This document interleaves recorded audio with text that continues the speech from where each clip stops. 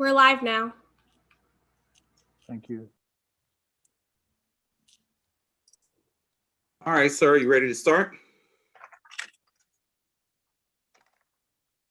Dana? Yes, we are. All right. Good afternoon, everyone. We are officially starting the calling to order the meeting of the City of South Fulton Zoning Board of Appeals for February 18th, 2021. Dana, can you go ahead and do the roll call, please, sir? Yes, I can. Okay. Mr. Aaron Johnson, Here. Mr. DeAndre Mathis, Mr. Michael Carson, Here. Ms. Janicia Elias, Present. Mr. Robert Ham, Ms. Amethyst Harris, Ms. Harris. I saw her a second ago. There she is. Present. Thank Present. you. Mr. Robert Dawson, Present. Ms. Brenda Jenkins. Present. We have a quorum. Thank you. All right, sir, can you pull the agenda up? I'm trying to pull mine up, but I can't find it. But I think the next thing is we have to approve the minutes of our January meeting. Correct. As everyone should had an opportunity to have reviewed them. Yes. And if so, I will entertain a motion. I motion that we approve the minutes from the January 21st, 2021 regular meeting. Second. All right, a motion by Mr. Dawson and seconded by Mr. Carson. Any discussion? All those in favor, please show with a sign of aye and hold up your hand, please, so that Dana can get a count. Aye. Aye. Aye. This is Brenda. My video is not on, but aye. All right, thank you, ma'am. Any opposed? All right. All right, Dana, that was everyone. Yep. Thank All you. right, so that's Harris, Carter, Jenkins. All right, so I believe the next thing up is our case for the day. And I apologize again, I do not have the agenda in front of me. It's just old business. I don't think we have any old business. Thank you, Ms. Jenkins. Any old business? That's usually at the end though, but okay. All right, we'll move to our variance for today. Staff. Hello, everyone. This is Nathan Lombardo, the City of South Fulton.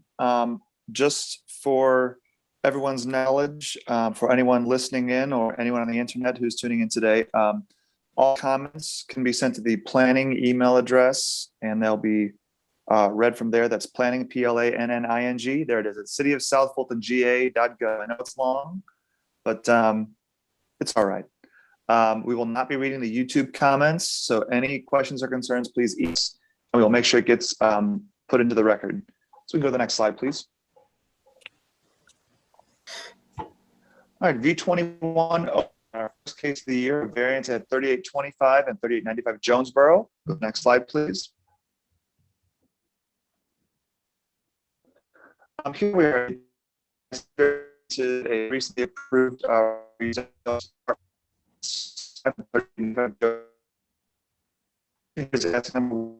Nathan, you are breaking Hold up. on one sec. Yeah, I was gonna ask, is it me or him? It's him. It's He's breaking up. breaking up. Yeah, it's him. Okay. And he's frozen. Can he come to your office, Dana? Can you hear me now? Yes. Yes. All right. I think I have to call on my phone because my computer here it doesn't have the right info, but I think I've got it. So I'll talk a little bit faster. But the first variance they're asking for is permission to do grading and replanting in the northern buffer area due to the topography of the site.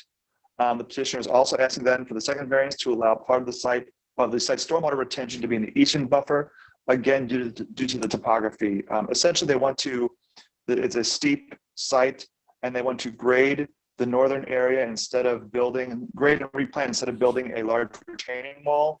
And then because of the slope of the site, they'll need to put some of the retention area into the buffer area on the east. After construction, both areas would be completely passive. We can go to the next slide, please.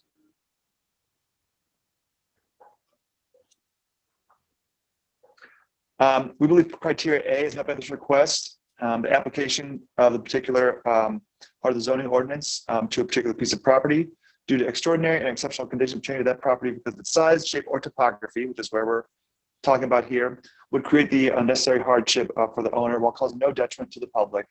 And here the staff recommendation is for approval. We can go to the next slide, please.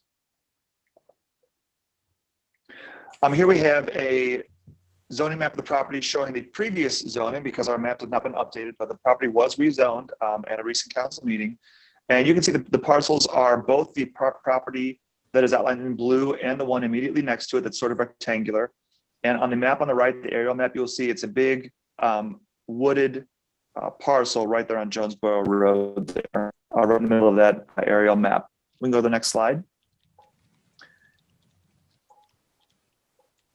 This is just a rendition of the apartments that were approved for the site. And we can go to the next slide, please.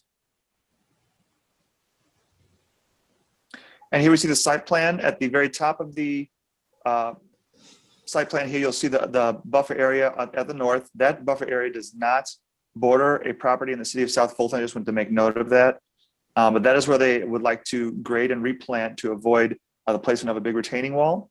And you'll see on the right-hand side of this, which would be the east, would be the retention pond going somewhat into the buffer area on the east of the parcel. And that concludes the staff report.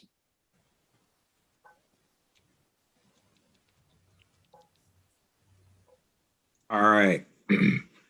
Is the applicant here? Yes, Michelle Battle with Battle Law, 1 West Court Square, Decatur, Georgia. Well, hold on.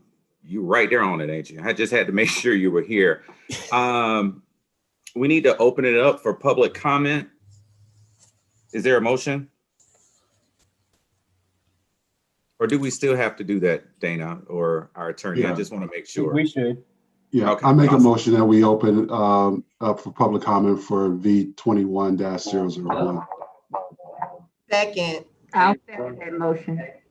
All right, motion by Mr. Carson and properly seconded. All in favor of opening up to public comment? May I do a roll call, please, Mr. Johnson? Absolutely. All right, thank you. Mr. Carson, Here, Ms. Elias, Yes. Ms. Harris, Yes. Mr. Dawson, Present. Mr. Dawson? Oh, present. That'll be an aye or for the? Aye. Okay, and Ms. Jenkins? Aye. That vote passes to open public comment. All right, now, Ms. Battle, you can please state your name and address and who you're with, and please explain. Michelle Battle with Battle Law, 1 West Court Square, Decatur, Georgia, 30030. We're here representing the applicant CRN Development in connection with the 2 variances as presented by staff. These variances, we had actually intended them to be concurrent with the rezoning application, but unfortunately, we did not clarify that the variances were needed to staff, and so that was on us as to why we ended up having to come through the BZA process. These variances are necessary due to the topography of the property, as explained by staff. On the north side, without the variance requested, we would have to put in an extremely tall retaining wall. We believe that it is in the best interest of all for the aesthetics as well as just for the overall project that we be allowed to grade in the buffer area in order to address the slope at the rear of the property. And then once we complete the grading, we will replant that buffer. As staff has indicated, we are adjacent to property that is outside of the jurisdictional boundaries of the city of South Fulton. So this will have no impact on any residents of the city of South Fulton. On the eastern boundary line, we are proposing that as the location for the stormwater detention pond. It has not been completely sized, but it will be an earthen berm. You should know that this property is actually a portion of the property that is immediately adjacent. That owner is in the process of selling off all of their interest in the property along Jonesboro Road. They have submitted a letter indicating their support for this variance. And we are requesting the variance again to allow for the detention pond to be located in this area. This is the low point on the property, so there's no ability to relocate it. Again, once the grading and the installation is completed, there'll be no other improvements within this area. And it's certainly anticipated that this, technically this buffer is going to go away with the sale of the property that's adjacent to it. So I do have the engineer on with me today, Bobby Bullard. And if you have any questions for him, I'm sure he would be more than happy to respond. Thank you. All right, thank you. All right, is there anyone here for opposition?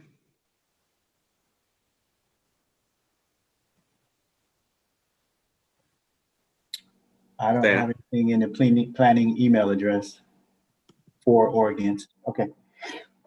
Okay.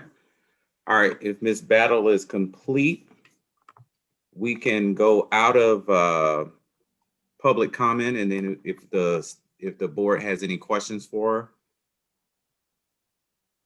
her. This is Brenda. I do have a comment. Do we need to vote out of? Yes. Okay. Correct me if I'm wrong, Dana, but we normally vote out of public comment, or do we do? Correct? That's true. Yes, correct. Yes. So I'll entertain a motion to go out of public comment, to close public comment. I'm sorry. So moved. Second. All right, it's properly made by Ms. Jenkins and seconded by Ms. Elias. All those in favor, Dana will do a roll call vote. Yes. Mr. Carson? Yes, here. Elias? Yes. Ms. Harris? Yes. Mr. Dawson? Aye. Ms. Jenkins? Aye. That vote passes to close public comment. All right, Ms. Jenkins, go ahead. Okay. Well, it's good to see you again, Ms. Battle, on a different case. So I did have a question. You acknowledged that when you requested the rezoning, that you did not also apply for this variance. So my question is, did you know at the time that you requested rezoning, or that the client requested rezoning, that this variance would be needed? Yes, we did. And it was actually on the plan itself. And so there had been already discussion about it. The challenge was really ours in that the application no longer has the concurrent variance language on it. And it was just an oversight on our part. We had it on the actual plat. It was on there from day one and discussed, but it was just not in the record. So it was not brought up as a separate variance with the application. So again, that was on us, not on staff. Okay, thank you.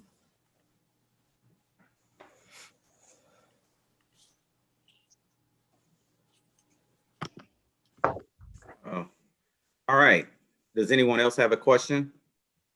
I do, Mr. Chair. All right, Ms. Elias, go ahead.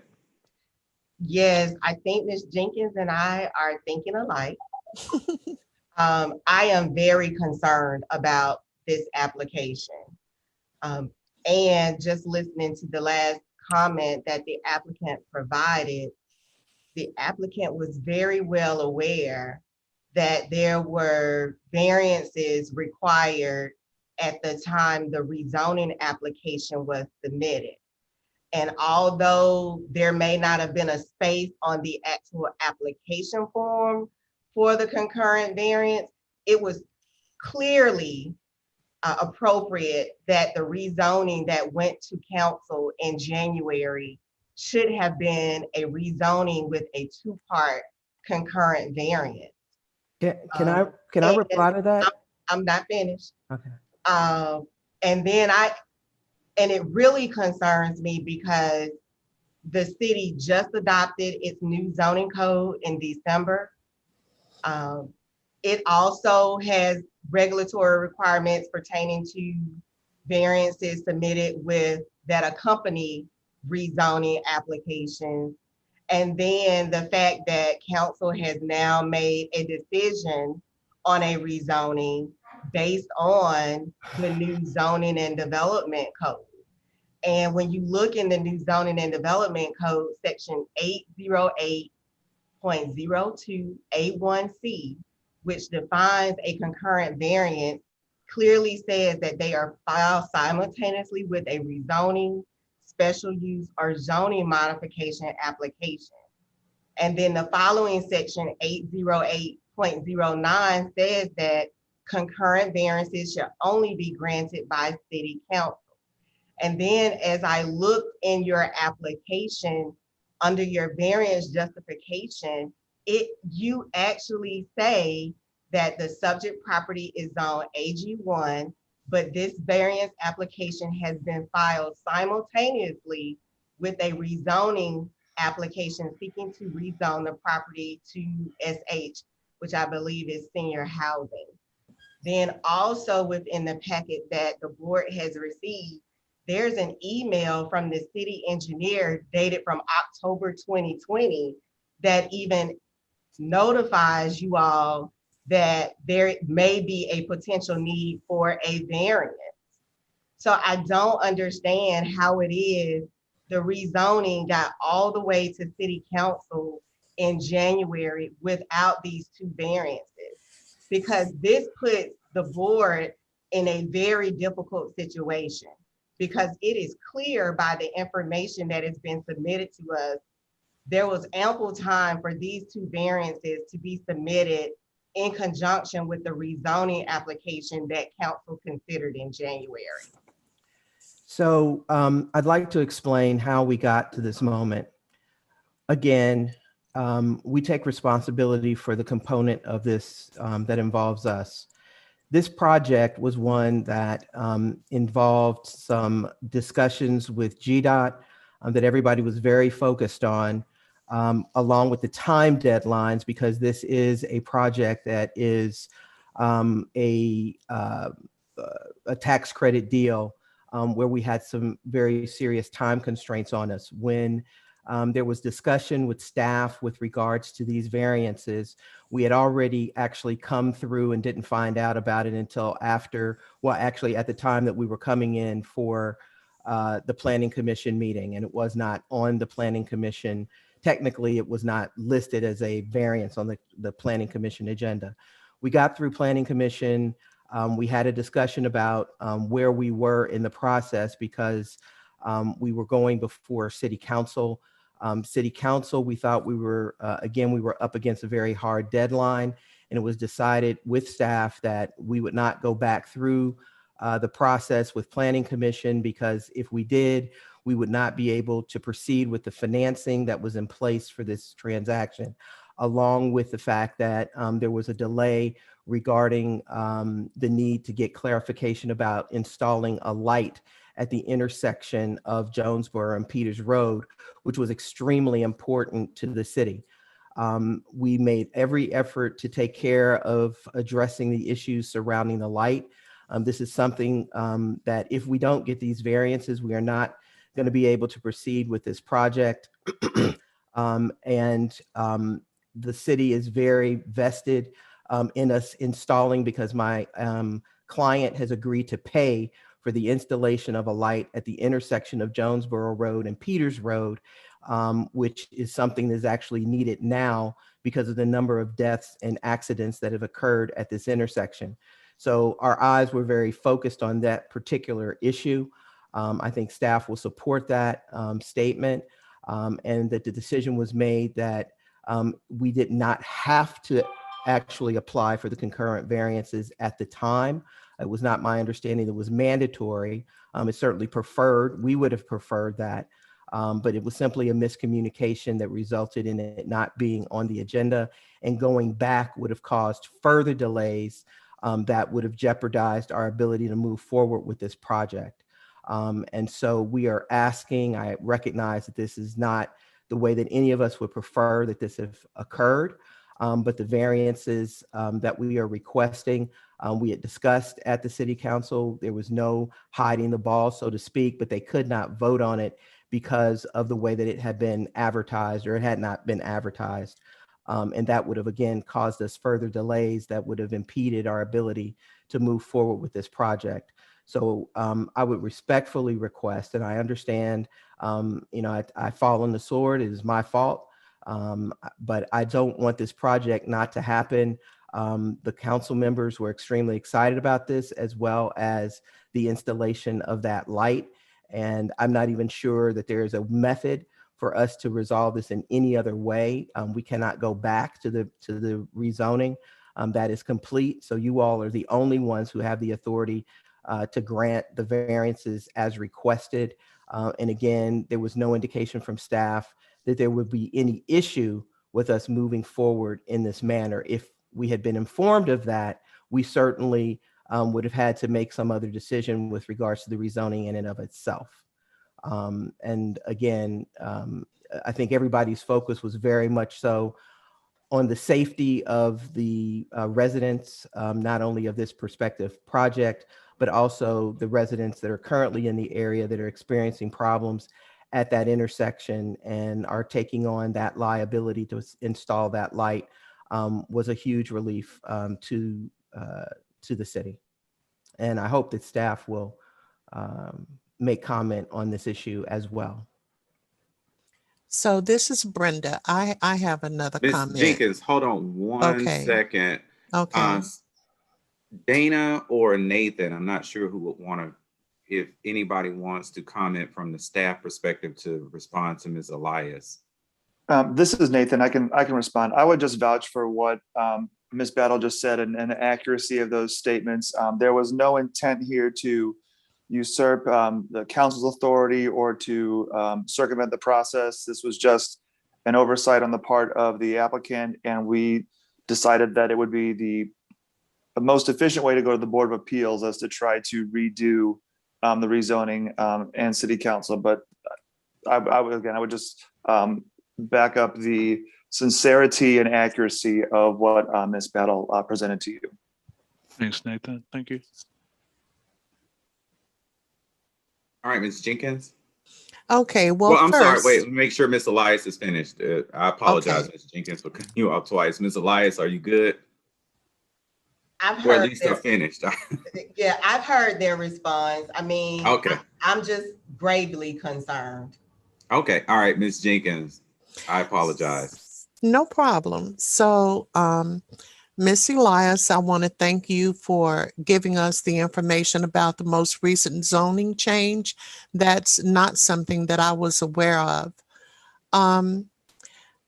And I believe that Jonesboro Road in Peters is in my district. I'm in District 7. I'm aware of the accidents and deaths on that road.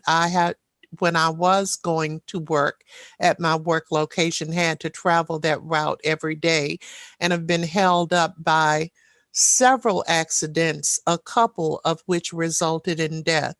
So I appreciate that that's something that was a part of the negotiation.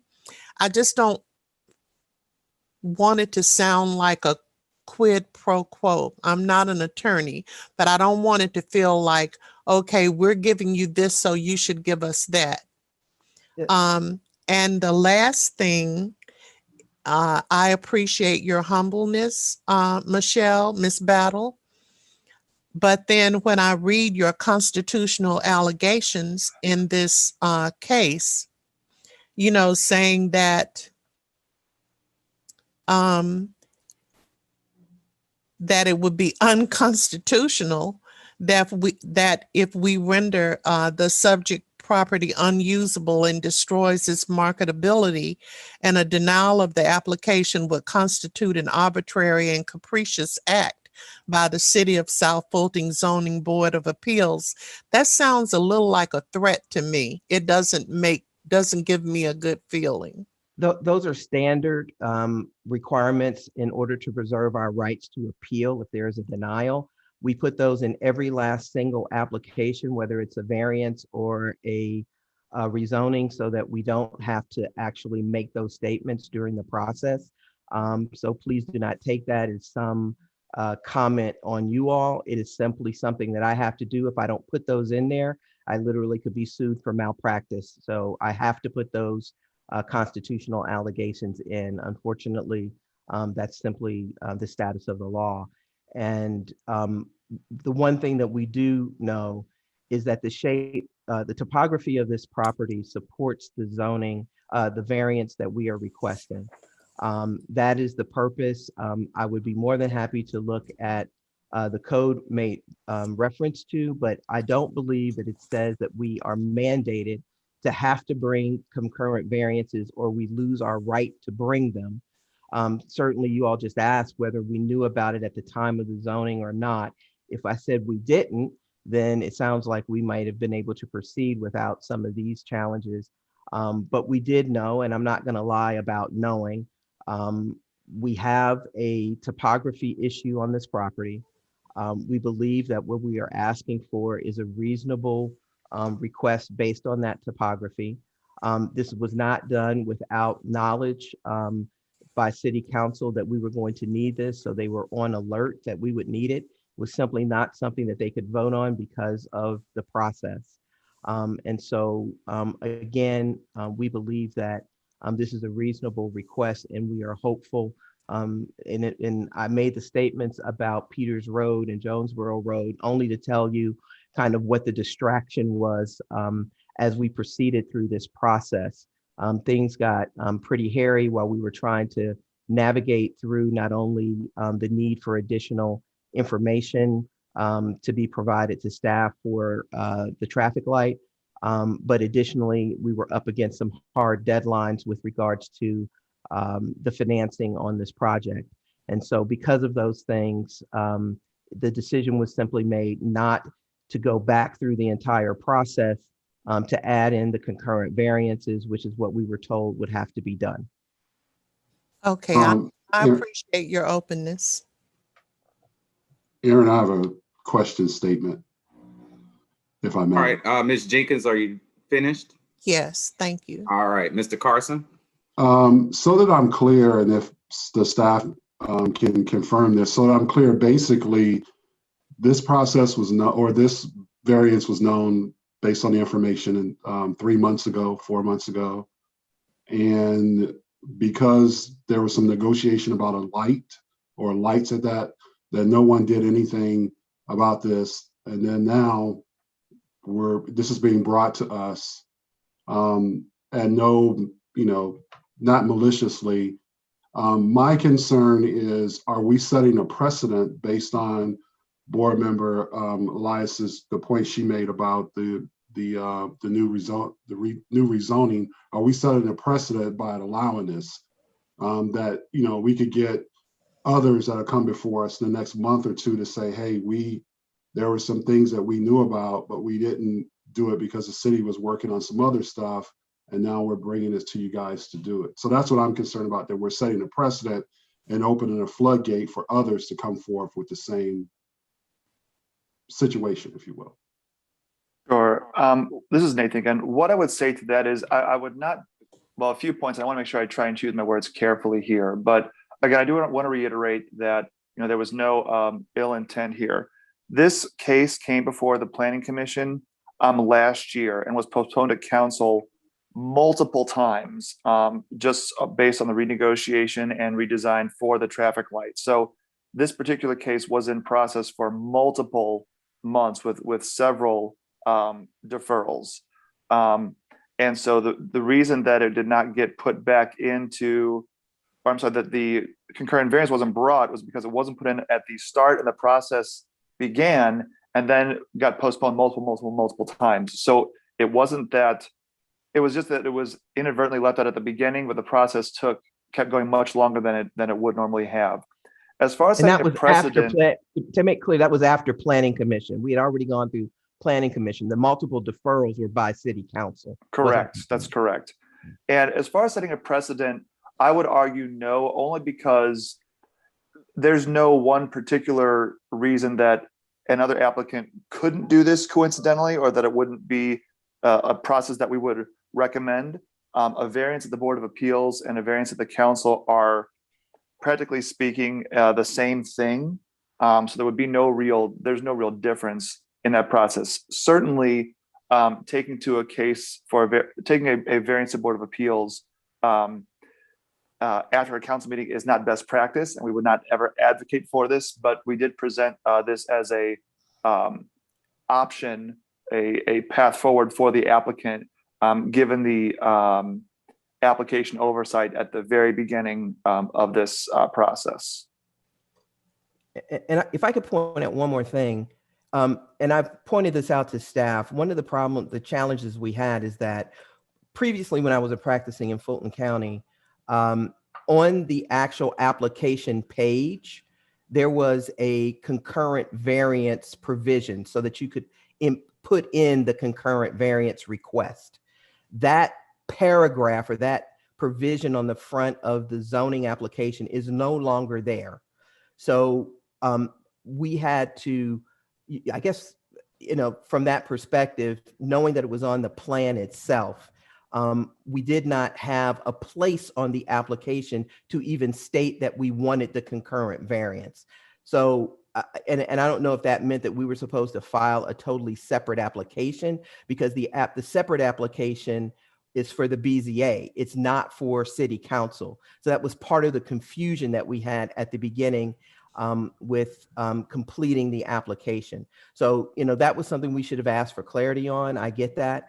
But that was one of the things, and I've spoken to Nathan about this and asked if the city would consider going back to having that concurrent variance language on the front of the rezoning application to alert applicants that if you want a concurrent variance, you have to fill that in on the front of that zoning application. Thank you. I'm aware of that. The forms that we use are the forms that have been in place for, I'm not really sure how long, but I am aware of this deficiency, and also that not only taking the forms, but them change the forms. Nathan, you're breaking up again. Nathan, you're kind of going out pretty badly. Sorry about that. Can you hear me now? No, it's still pretty bad. While maybe you can get it together to talk about the forms, I could tell you were saying something about the forms or standard forms or something of that nature, but Mr. Dawson has a couple of questions. If we can go to him real quick, and if Nathan, you get it, we can pull it in and come back. Hey, thanks a million for acknowledging me. So yeah, a couple things going on. 2, 3, I don't know what's going to happen with these procedural issues, and I respect that the board members are bringing those up, and that's something that we definitely want to figure out in the future. In terms of the applicant's posture, I do believe, especially with the recommendation of staff, that they're acting in good faith. And I've been watching this case. I paid attention at the last couple of city council meetings, and I see that the counselor for that area is very invested in this and wants to see it move forward. So does mayor, mayor and the rest of the council. But if we could, for a minute, just so I understand like really what's going on and how it would actually impact the city or the community.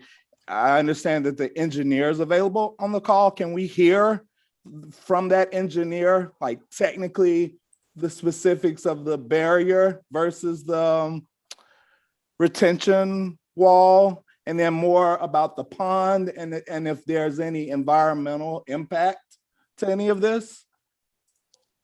Yes, this is Bobby Bullard from Bullard Land Planning. And if I can, I'm going to try to Can you guys give me the ability to share the screen?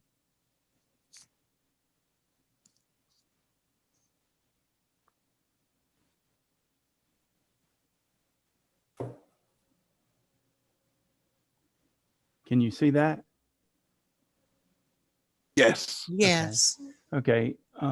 Again, like Miss Battle mentioned, you can see on this version that the two things, the property has an unusual shape that pinches on the ends here. And then you can see the elevations here. Down in this area, we're at 908. And up in this area, we're at 988. So we got 80 feet from one side to the other. And that was just causing a really tight, to get this footprint in for the building is just a really tight process.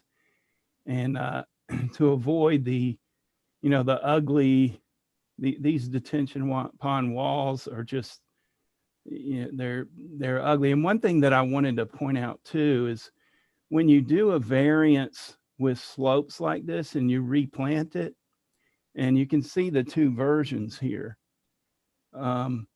This is where, it's a replanted buffer, which often they don't get replanted as well.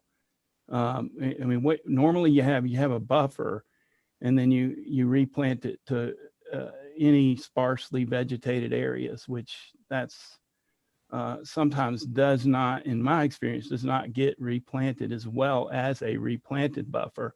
With a replanted buffer, you get a grade difference as well as a very heavily replanted buffer. In my experience, the grade difference and the vegetation creates just a whole lot better product in the end.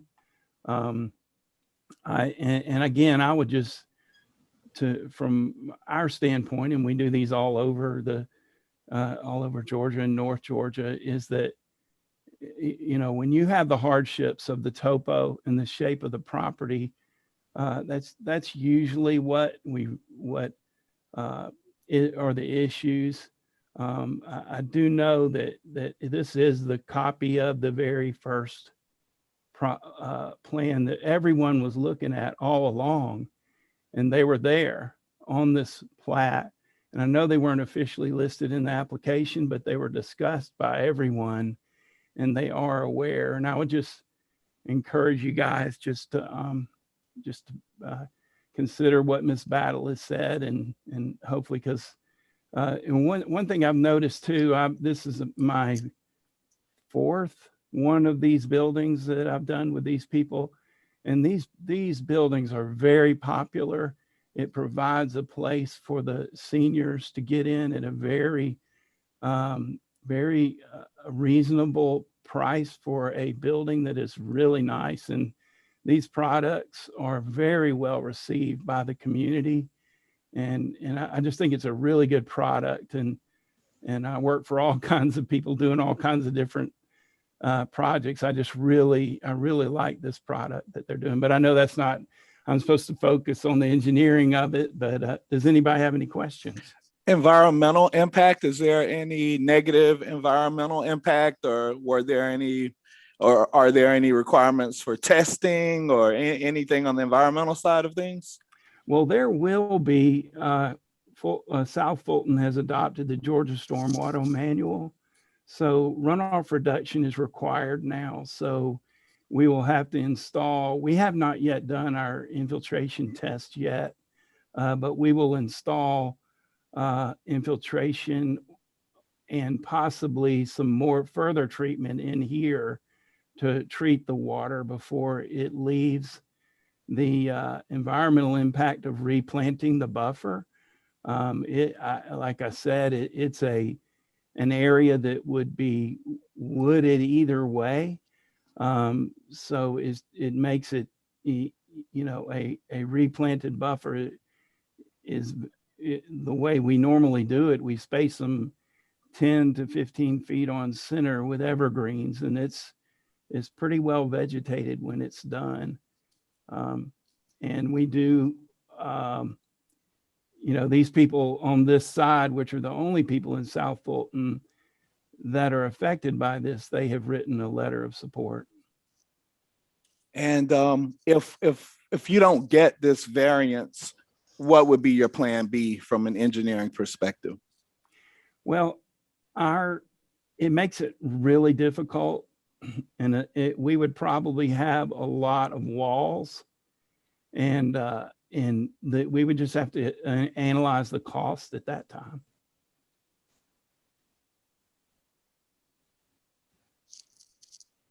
Okay, thank you. All right. I think everybody is gone. Ms. Harris, did you have any questions?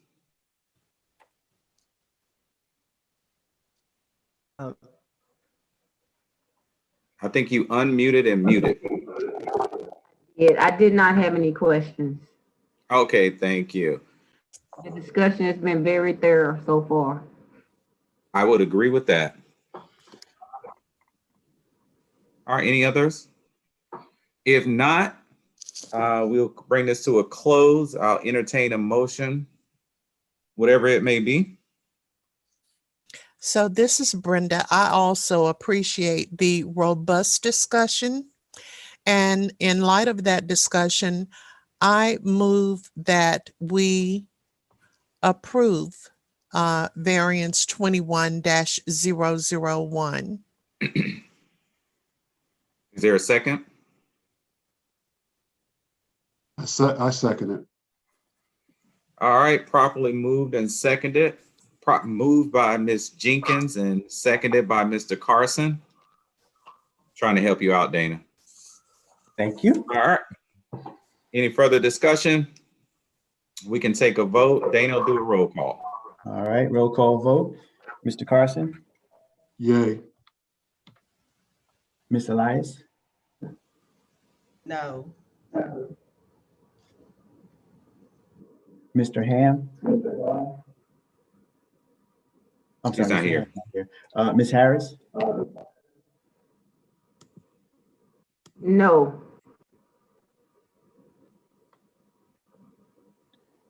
Mr. Dawson,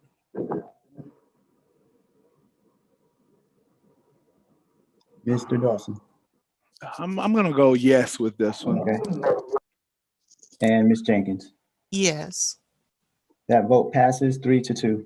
3 yays and 2 nays. Thank you. All right, thank you, Ms. Battle. Thank you all.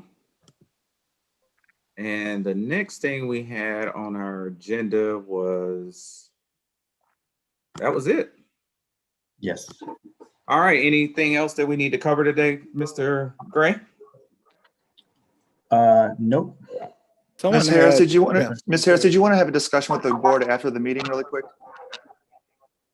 Yes. Okay. You said a We discussion can- with the board? We can or- just we can adjourn the meeting and stop the YouTube, and then we can just stay on the Zoom for a few minutes to discuss whatever question Ms. Harris had. And then Okay. I have some comments to make after Ms. Harris as well. Okay, so then I'm taking Okay. this off of- Well, first we gotta close the meeting. Okay, So there needs to be a motion to close the meeting. I move that we adjourn the zoning board of appeals meeting for February 18, 2021. I second. Properly moved by Ms. Elias and seconded by Ms. Jenkins. All in favor? I'll do the roll call. I was Mr. gonna help Carson, you out on this one. Mr. Carson, Aye. Ms. Elias, Aye. Ms. Harris, Aye. Mr. Dawson, Yes. Ms. Jenkins. Aye. That vote passes to adjourn. All right. We are officially adjourned. Ms. Harris.